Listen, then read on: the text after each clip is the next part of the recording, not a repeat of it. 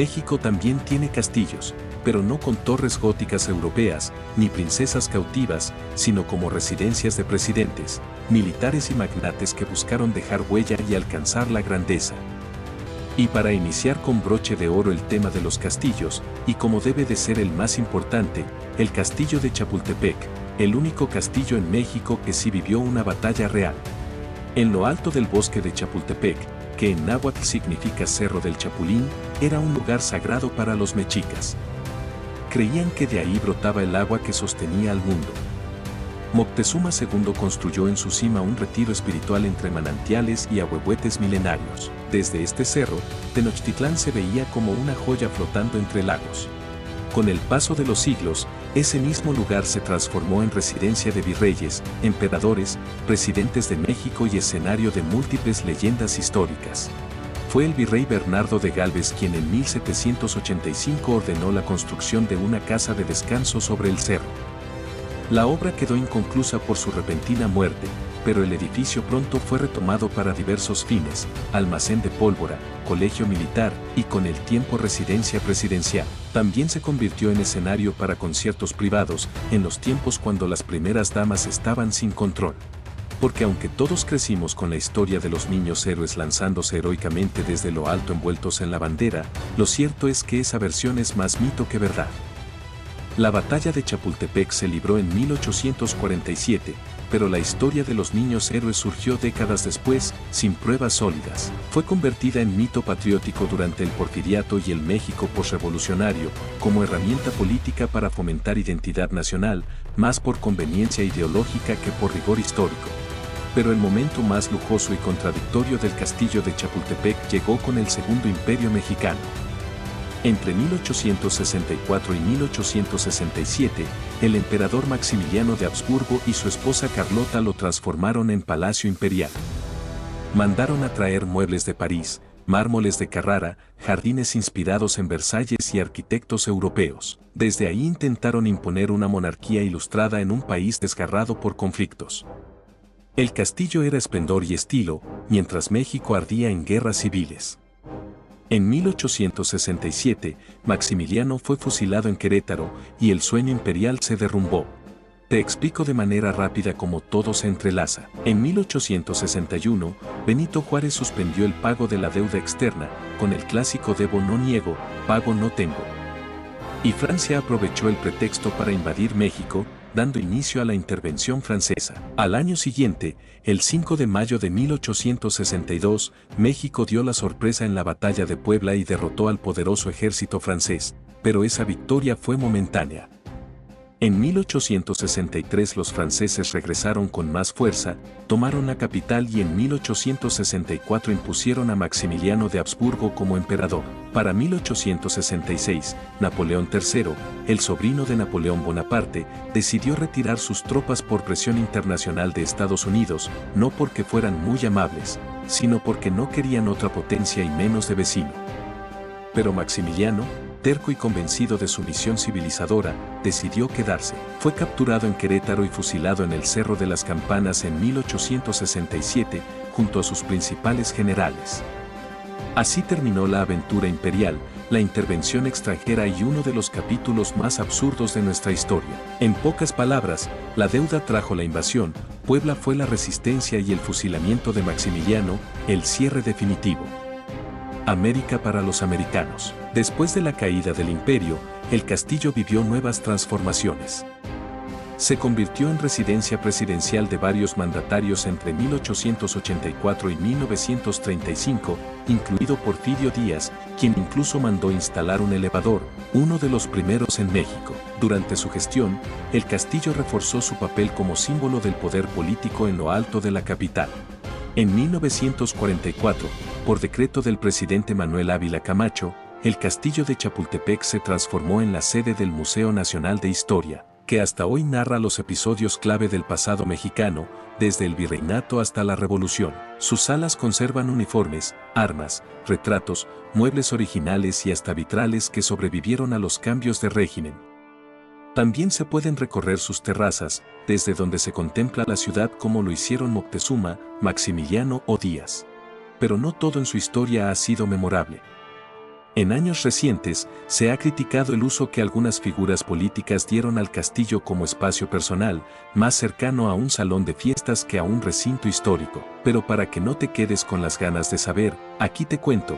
Durante el sexenio de Vicente Fox del 2000 al 2006, la primera dama Marta Sagún usó el castillo de Chapultepec para organizar fiestas privadas y eventos benéficos, como un concierto de Elton John. Estas actividades generaron críticas y protestas por el uso de un patrimonio histórico público para eventos sociales privados y exclusivos. El castillo de Chapultepec no es solo el único castillo real habitado por un monarca en América. Es sobre todo un espejo de México, místico y militar, imperial y republicano, glorioso y contradictorio. En sus muros resuenan los pasos de emperadores, cadetes y presidentes. En su cima, se levanta no solo una estructura de piedra, sino una nación entera con fascinante pasado, su orgullo y su memoria.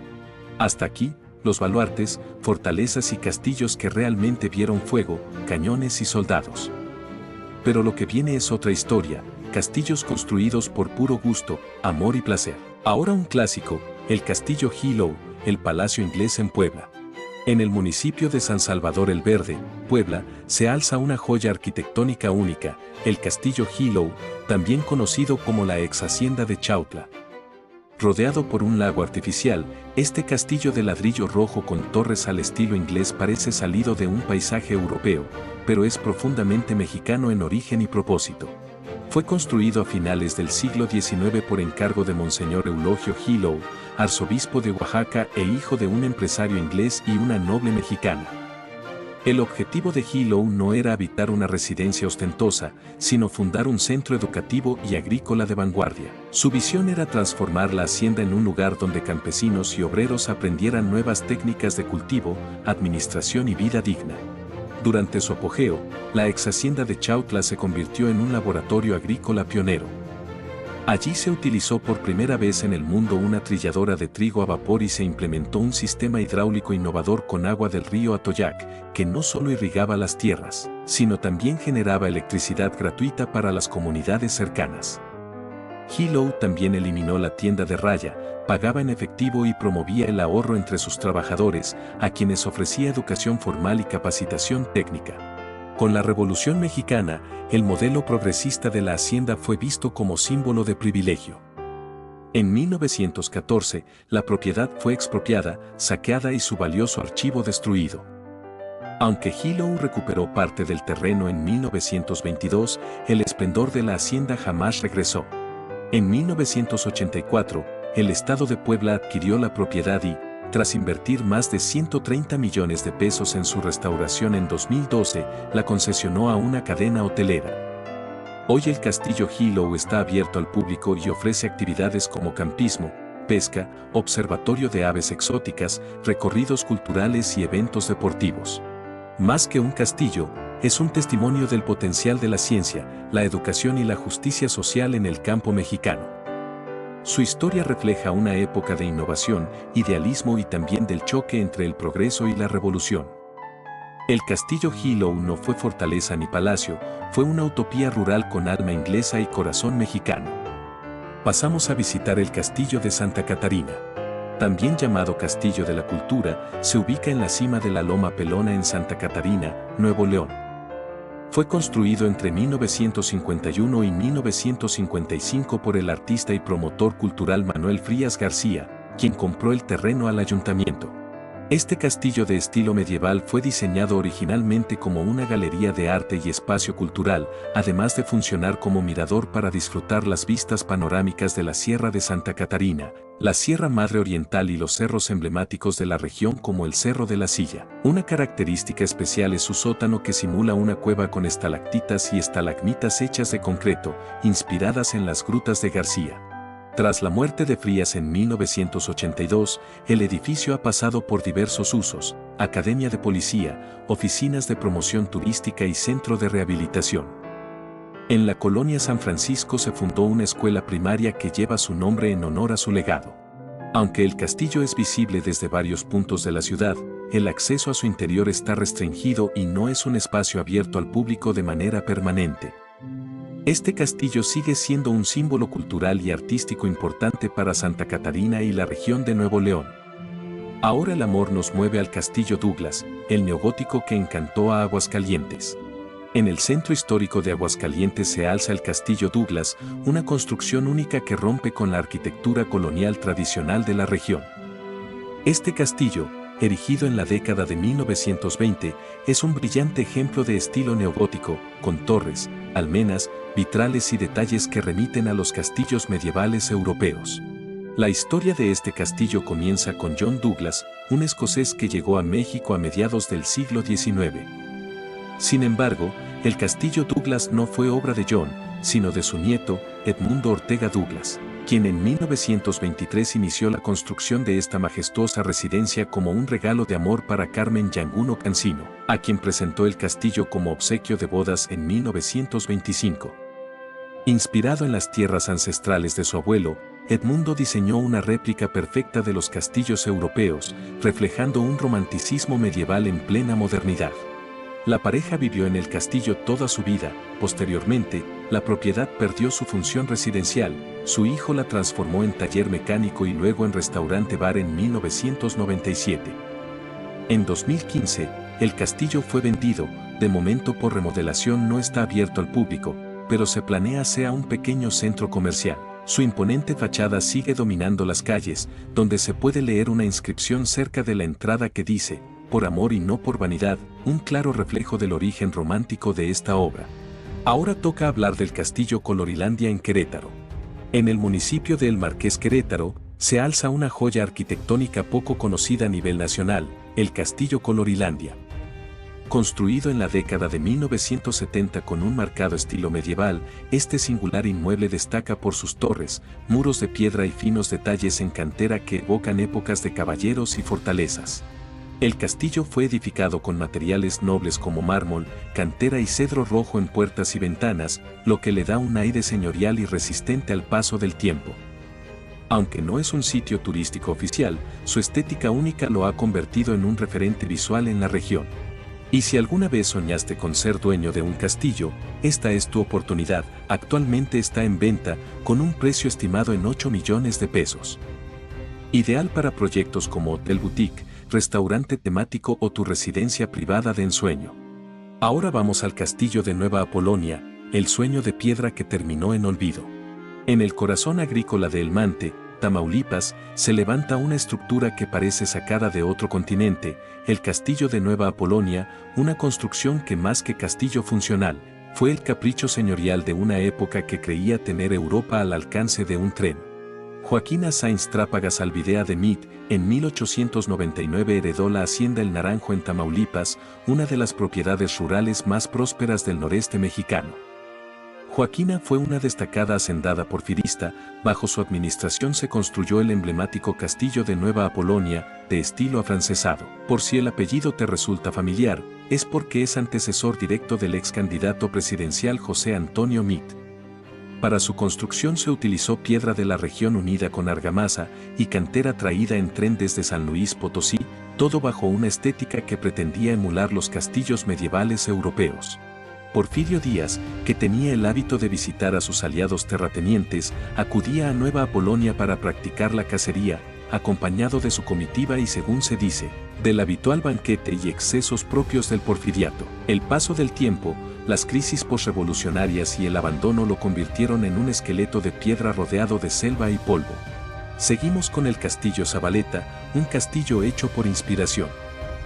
A las afueras de San Cristóbal de las Casas, se levanta una construcción que rompe con todo lo que uno espera encontrar en esta región. El Castillo Zabaleta es una edificación moderna con apariencia medieval, levantado en 1978 por Jorge Juan Zabaleta Ramos, un empresario de telas, una persona de pocas palabras pero amable y respetuoso. Este castillo fue concebido como un proyecto personal, inspirado en imágenes de castillos europeos, especialmente franceses y alemanes, que su hijo había fotografiado durante un viaje.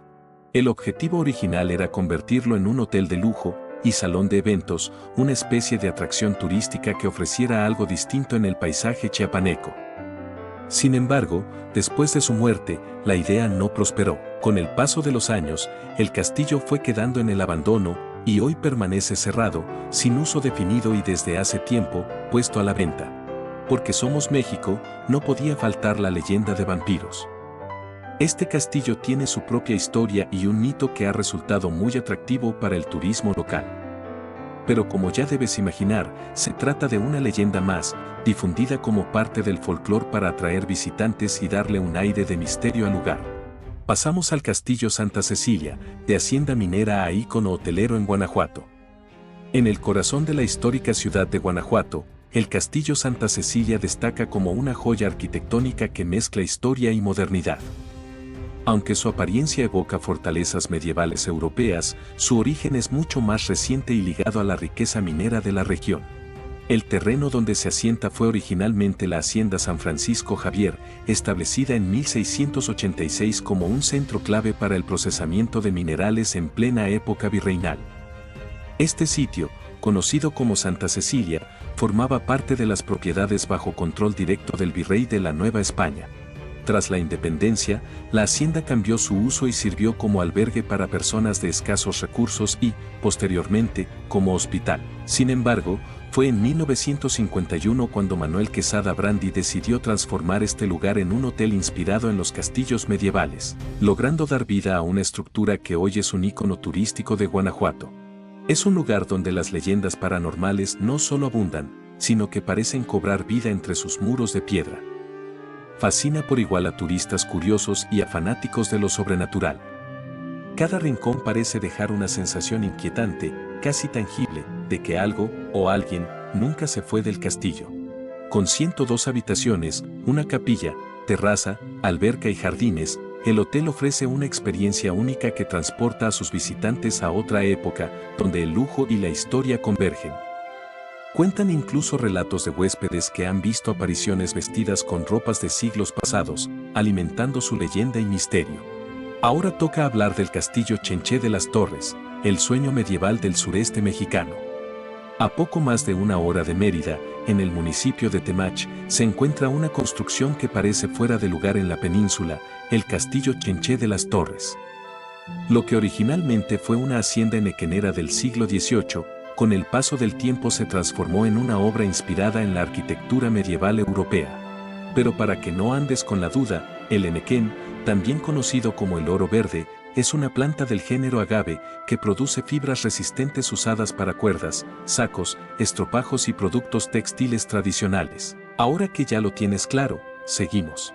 Durante el auge del enequén en el siglo XIX, la familia Manzanilla y posteriormente los condes de Miraflores remodelaron la hacienda con torres almenadas de hasta 20 metros de altura, escudos heráldicos, vitrales y una capilla de estilo neogótico. Todo el conjunto evocaba la estética de castillos ingleses y alemanes, pero en plena selva yucateca. La actual propietaria adquirió la hacienda Chenché de las Torres en 2001 y desde entonces ha impulsado un proceso de restauración para preservar su arquitectura única y su valor histórico. Hoy el castillo conserva sus estructuras originales, los jardines han sido recuperados y el lugar se ha convertido en un escenario ideal para sesiones fotográficas, visitas privadas y eventos especiales. Existen muchas haciendas con aires de castillo en México, pero elegí destacar Santa Cecilia y Chenché de las Torres para ofrecer un abanico más representativo de este tipo de construcciones. Pasamos al castillo de Oxcutzcab, un símbolo de amor y arquitectura medieval en Yucatán. En lo alto de un cerro en Oxcutzcab en Yucatán, se erige un castillo que es un símbolo de amor y devoción. Construido en 1971 por el profesor Carlos Carrillo Vega como un obsequio para su esposa, el castillo refleja su promesa de juventud de regalarle una residencia inspirada en la arquitectura medieval. La edificación, que combina elementos góticos con detalles de la época medieval, fue decorada con muebles traídos del extranjero, creando un ambiente único en la región. Aunque no se construyó con fines militares, su imponente presencia en el paisaje de Oxcutzcab lo convierte en un atractivo turístico y un testimonio del amor y la dedicación de su creador. Hoy en día, el castillo de Oxcutzcab está abierto al público y se puede rentar para hospedaje a través de plataformas digitales, permitiendo a los visitantes experimentar de cerca esta joya arquitectónica. Llegamos al castillo de Barrientos, la fortaleza misteriosa y legendaria de Tlalnepantla. El castillo de Barrientos, ubicado en Tlalnepantla de Vaz, Estado de México, es una construcción envuelta en misterio y leyendas que atraen a locales y visitantes por igual. Su origen exacto es motivo de debate, aunque se atribuye su fundación a don José Barrientos, un supuesto bandido del siglo XIX que, según la tradición, asaltaba diligencias para repartir el botín entre los pobres, ganándose el apodo del Robin Hood mexicano. Situado en la cima de un cerro en San Pedro Barrientos, el castillo está construido con ladrillo rojo y cantera extraída del lugar. A lo largo de su historia, el castillo de Barrientos ha tenido múltiples usos: residencia privada, cuartel militar durante la Revolución Mexicana y sede de la Universidad Mexiquense de Seguridad. Durante la invasión estadounidense de 1847, las tropas confundieron esta fortaleza con el castillo de Chapultepec, casi desencadenando un ataque contra ella. Además, el castillo ha sido escenario para la filmación de películas clásicas mexicanas, incluyendo títulos como El Santo y Blue Demon contra los monstruos. Hoy, el castillo de Barrientos se erige como un símbolo vivo de la historia local y un testimonio de las transformaciones urbanas en la región. Vamos ahora al Castillo Blanco de Xochimilco. En medio de los canales de Xochimilco, oculto entre canales silenciosos y chinampas antiguas, se alza un castillo muy singular, el Castillo Blanco, también conocido como el Castillo de San Diego. Fue el eco de un México que mezcla leyenda y arquitectura. Se construyó en los años 30, con torres y muros que evocan épocas medievales. De su dueño Eduardo Ramírez, se cuenta que cada día de Reyes solía regalar juguetes a los niños del barrio y también solía prestar el castillo para las fiestas de graduación de las escuelas primarias. Hoy el castillo permanece cerrado al público, ya que es propiedad privada y el acceso está restringido. Sin embargo, aún puedes contemplarlo si te aventuras en kayak o te unes a un recorrido guiado por los canales más apartados de Xochimilco. Eso sí, asegúrate que tu guía conozca bien la ruta, ya que perderse entre chinampas y canales es más fácil de lo que parece. Y como cereza del pastel, el Castillo de Valle Escondido, el castillo más nuevo de México. El Castillo de Valle Escondido, ubicado en Villa de Allende, Estado de México, es un espacio turístico y de esparcimiento familiar que combina arquitectura singular con contacto directo con la naturaleza.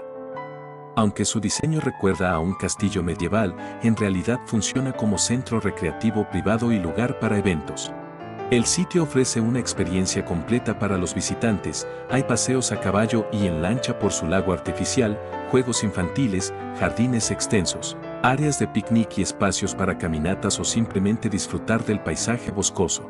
Además, el lugar ha ganado popularidad como locación para sesiones fotográficas, especialmente por su apariencia de castillo, que destaca entre el paisaje rural. Aunque no es un hotel ni una hacienda antigua, el lugar ha sido adaptado con un enfoque turístico y de entretenimiento. Y con esto este viaje de Profelino termina.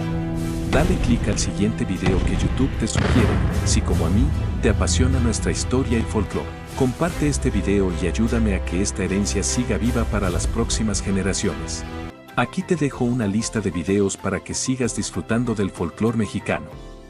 Recuerda que la vida es un viaje, y con Profelino, siempre tendrás compañía para descubrirlo. Gracias por ser parte de esta comunidad.